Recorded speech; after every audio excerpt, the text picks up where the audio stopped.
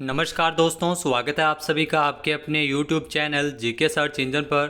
तो दोस्तों, अगर आपने आरपीएससी आरओ के लिए अप्लाई किया है, आरपीएससी की जो आरओ और ईओ की भर्ती है उसमें पार्ट बी का टॉपिक दिया गया है राजस्थान नगर पालिका अधिनियम 2009। तो आज का ये वीडियो का जो 5वां पार्ट है, जिसमें हम अध्याय 13 से लेकर 17 तक, धारा 298 से लेकर 344, जी हाँ ये अंतिम वीडियो है। 344 धाराएं हमने पढ़ी, 17 अध्याय है राजस्थान नगर पालिका अधिनियम 2009 में। तो ये सामान्य परिचय का वीडियो है। इसमें हमने धारा 1 से लेकर धारा 344 तक कवर की है। वीडियो की जो पीडीएफ फाइल है वो अब आप वीडियो के डिस्क्रिप्शन बॉक्स में टेलीग्राम चैनल का लिंक दिया होगा, जहां से आप डाउनलोड कर सकते हैं। तो आज ही ज्वाइन कीजिए टेलीग्राम चैनल, जो हमारा जीके सर्च इंजन ऑफिशियल नाम से है। तो चलिए स्टार्ट करते हैं। लेकिन उससे पहले आप सभी को पता होना चाहिए कि राजस्थान नगर पालिका अधिनियम 2009, इसमें टोटल 17 अध्याय है और 344 धाराएं हैं। तो पार्ट बी का जो टॉपिक है राजस्थान का जो आरओ और ईओ की परीक्षा के लिए, जिसमें 344 धाराएं हमको पढ़नी है। तो सबसे पहले आप इनको एक साथ ज़रूर लिख लेना। पीडीएफ फाइल आपको प्रोवाइड करवा दी जाएगी 17 अध्याय के साथ। इसमें 344 धाराओं का इसमें डिस्क्रिप्टिव वर्णन किया गया है। इसके अलावा अगर बात की जाए, राजस्थान में जो राज्य विधानमंडल द्वारा 11 सितंबर 2009, जी हाँ 11 सितंबर 2009 को राजस्थान नगर पालिका अधिनियम 2009 अधिसूचित हुआ था। राज्यपाल की अनुमति से इसकी अधिसूचना 11 सितंबर 2009 को जारी की गई थी। तो ये डेट आप जरूर याद रख लेना, 11 सितंबर 2009 को यह अधिनियम अधिसूचित हुआ था। तो चलिए स्टार्ट करते हैं आज का जो हमारा धारा 298 से लेकर 344 तक। तो दोस्तों, बात की जाए अध्याय 13 की, तो अध्याय 12 तक हम कवर कर चुके थे। अध्याय 13 राजस्थान नगर पालिका अधिनियम 2009।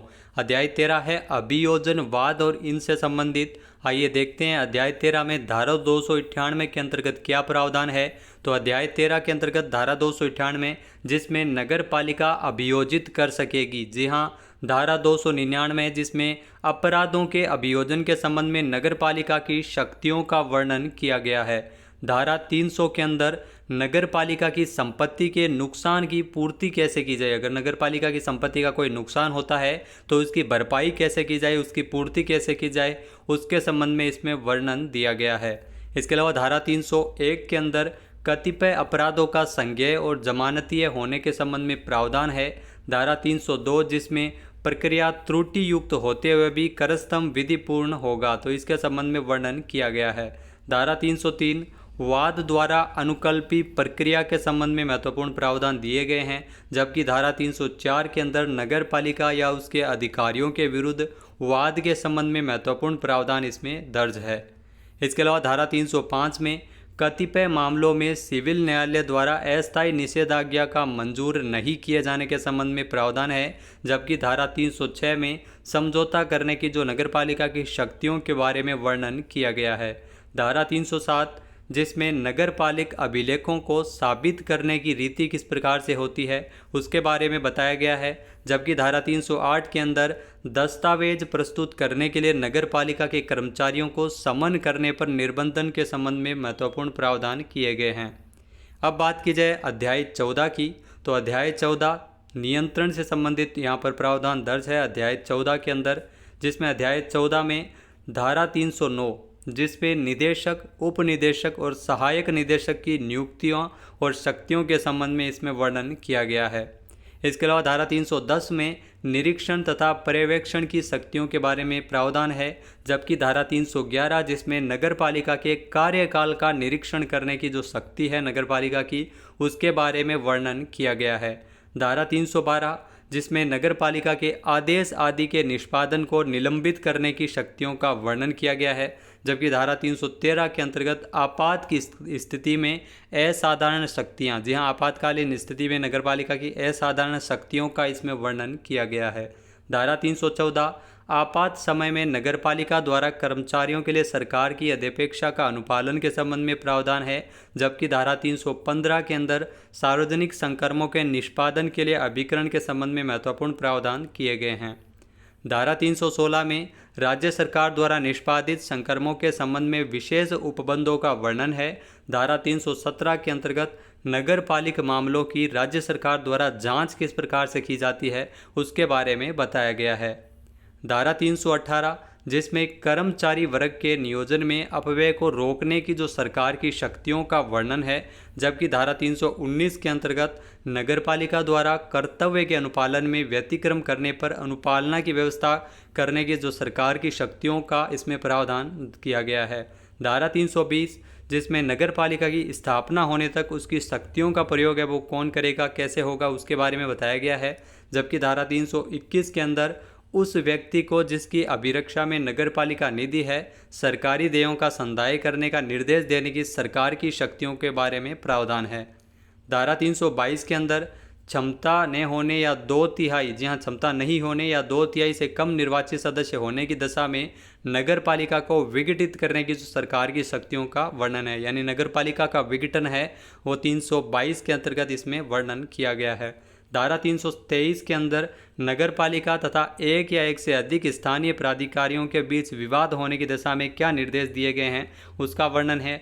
जबकि धारा 324 के अंदर नगरपालिका और नगर सुधार न्यास और नगर विकास प्राधिकरण या किसी अन्य कानूनी बोर्ड के बीच कोई विवाद हो जाता है उसके बारे में महत्वपूर्ण सुझाव दिए गए हैं।